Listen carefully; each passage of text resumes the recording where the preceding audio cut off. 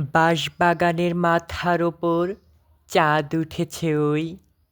মাগো, আমার শোলক বলা কাজলা দিদি কই? পুকুর ধারে লেবুর তলে থোকায় থোকায় জোনায় জলে।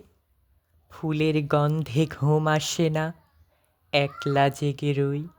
মাগো, আমার কোলের কাছে কাজলা দিদি কই? সেদিন হতে দিদিকে আর কেনই বা না ডাকো?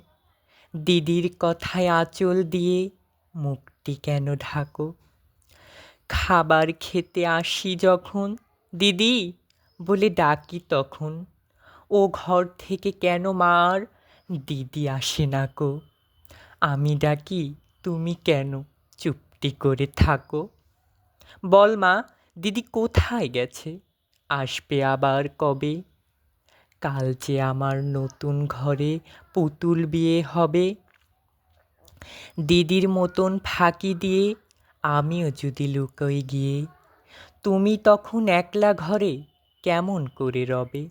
আমিও নাই, দিদিও নাই, কেমন মজা হবে।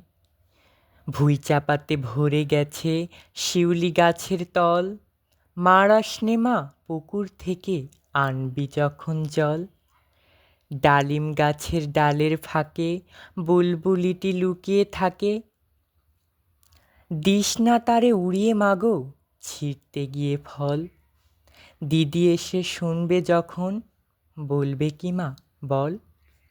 বাঁশবাগানের মাথার ওপর চাঁদ উঠেছে ওই।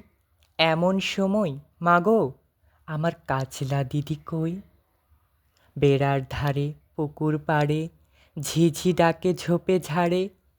লেবুর গন্ধে ঘুম আসে না, তাই তো জেগে রই। রাত হলো যে মাগো, আমার কাজলা দিদি কই?